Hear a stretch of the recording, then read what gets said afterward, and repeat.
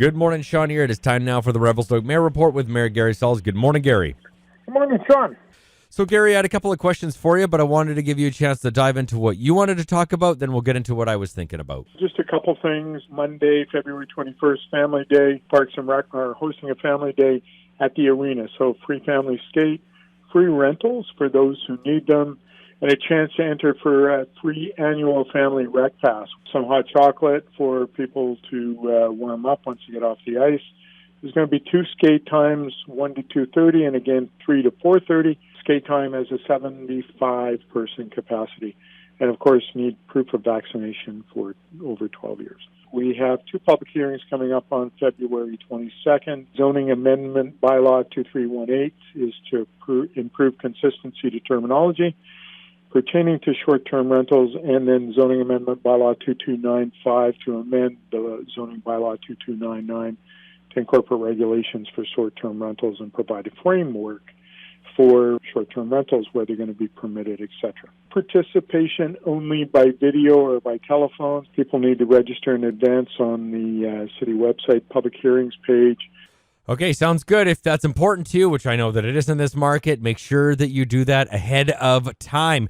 Now, I wanted to talk briefly about what might be happening with the KOA. KOA Campground present owners want to take part of the KOA, about 50%, sell shares in their business so that people will have a place to go. So it's not going to be like buying a condo and you've got a strata and, you've got lot number 102, and that's your spot from here on in.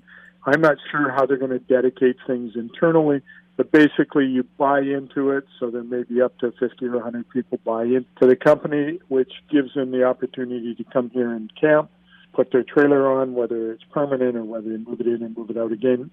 We haven't seen all the rules and how that's going to go. I'm a little concerned about taking a campground that's public and then turn it into a kind of private thing where it's for members only, and then we only have half the space for those traveling in our area. We saw that sort of thing kind of happen in Sycamoose in a little different way, where the campgrounds were sold for condominiums. Then they're not spending their money downtown at the tourist-specific businesses, and we saw tourism kind of dip.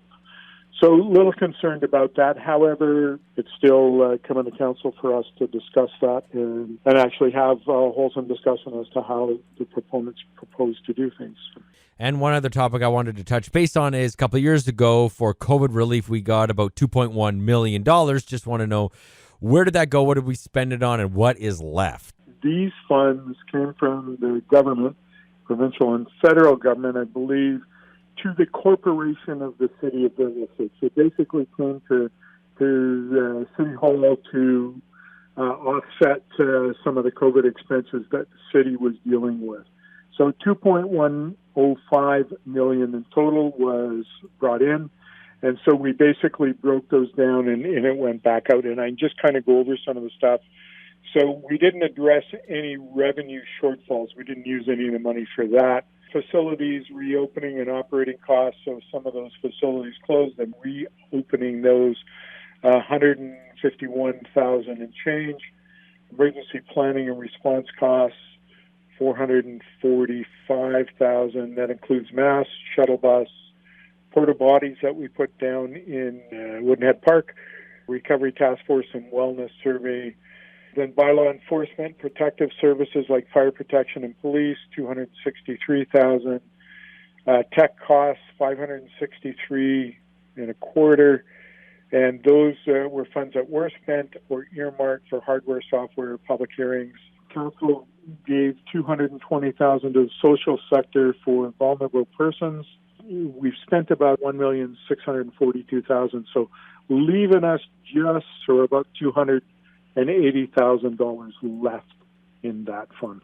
I'm assuming that these funds are completely subject to whatever the federal or provincial government mandate they have to be spent towards. Like, we don't get to choose where we want to place it.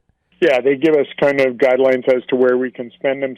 We know that it's going out to benefit some vulnerable groups. So I'm not sure what the parameters are, Sean, for the city to give that money out to community groups, other than, there's a broad term saying it needs to go out to help people who've have a problem because of COVID. So whether that as a group, social sector, the funds can't just go to business and then that money goes to them specifically. It has to go as a general group. And that's after the city has made sure that all the costs that they have incurred have either been dealt with, or instead of going to those costs, it goes to something to benefit the community.